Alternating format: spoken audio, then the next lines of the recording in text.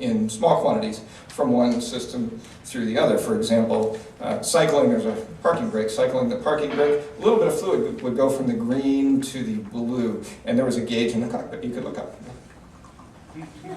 That's good. So anyways, now, I didn't do this myself, I'm not this cruel, but there was a brand new flight attendant, and she was happy to be there. She's got this new job, and she's all excited. So she comes and introduces herself to the captain, and hey, whatever her name is, I'm new.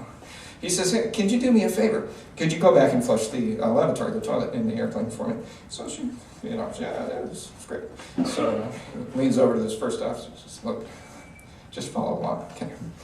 Right. So she comes back up and he says, how many times did you flush the toilet? She said, once, twice. Well, okay, here's the deal. You need to go back and do it again. See, see this gauge here? It says blue. There's a hydraulic system. It's a blue hydraulic system. And it gets a little low occasionally. And on the ground, if you flush the lavatory, and there's blue fluid in the lavatory, it'll refill a little bit into the hydraulic system. So, oh yeah, love to help, Captain. And so she runs back and she's flushing all that. He's pulling the parking brake. And so she comes back up and he says, this looks a lot better, right? Oh, that's great. So the next leg, of course, yeah, it is. And so she does this again. And then pretty soon he says, look, here's the deal. It's very helpful. You probably didn't get this in new hire training, but it's very helpful if you just come up and take a look. And if it needs it, you can go flush.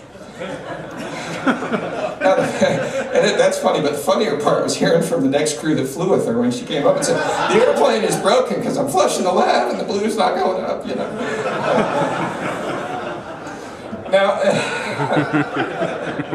it's good, and we've all been the subject of practical jokes, and the best one comes when you believe something that isn't true. You believe it, and it affects your behavior, but it's not true. And of course, you could be frantically flushing the lav or looking for a left-handed monkey wrench or any other candid camera-worthy prank, and it works because you believe, and there was proof, right? The little thing goes up. So, and it's not just funny behavior. I mean, those are neat stories, but it's all kinds of behavior when we turn the key to our car, or we flip a light switch, or even when we eat, like some people are doing. We do that because we've learned, and I would say that means we believe, that we're going to get the desired result by our action. And now what does that have to do with the destruction of liberty, you might be asking, and if you're not, you should be. I'll take it for, that's right, thank you very much.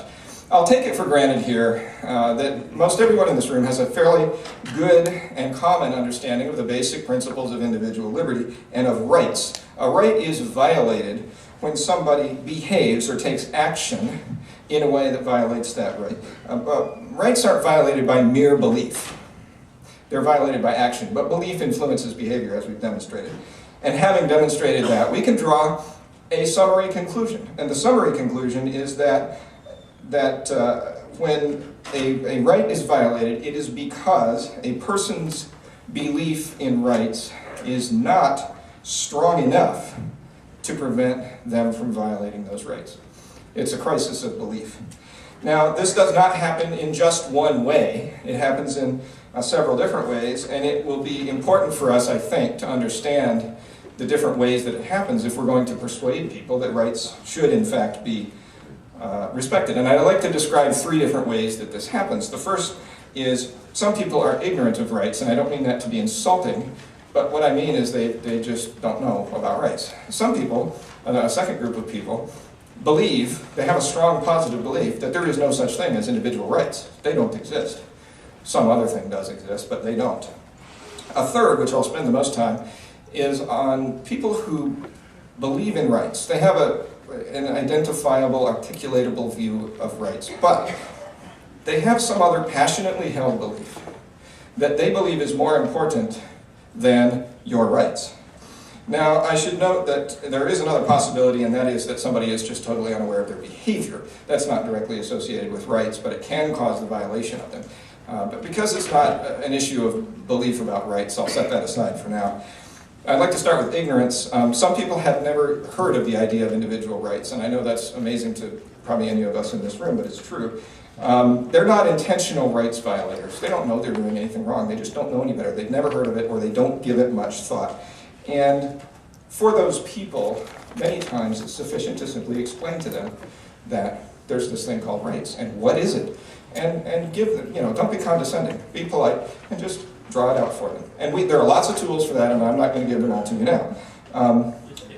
The second group of people, of course, are those who believe there is no such thing as rights, and they are, unfortunately, not very persuadable. They are intentional rights violators, and not just intentional rights violators.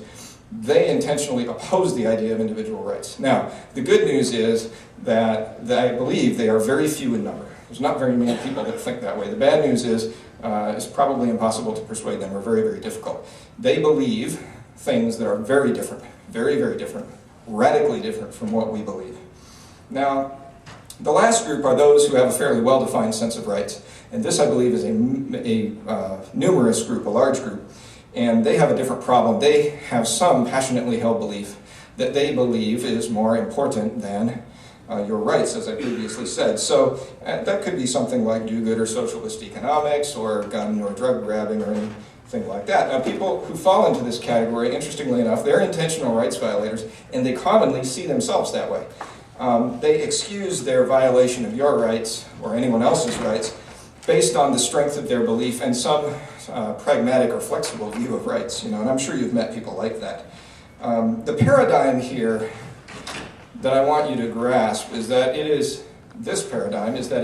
acceptable for passionately held belief to trump or abridge the rights of others. Keep that in mind. There's an ever-growing number of examples, of course, of this paradigm that we can see today. Banks, politicians, and troubled homeowners believe that it's more important to keep people in their homes, even if they can't afford them, than it is to protect your right to the fruits of your labor. Or people of many stripes, for example, believe that their idea of a monogamous heterosexual marriage is more important than the right of free association, and now people who believe in homosexual marriage have jumped on that very same bandwagon, and people who believe guns and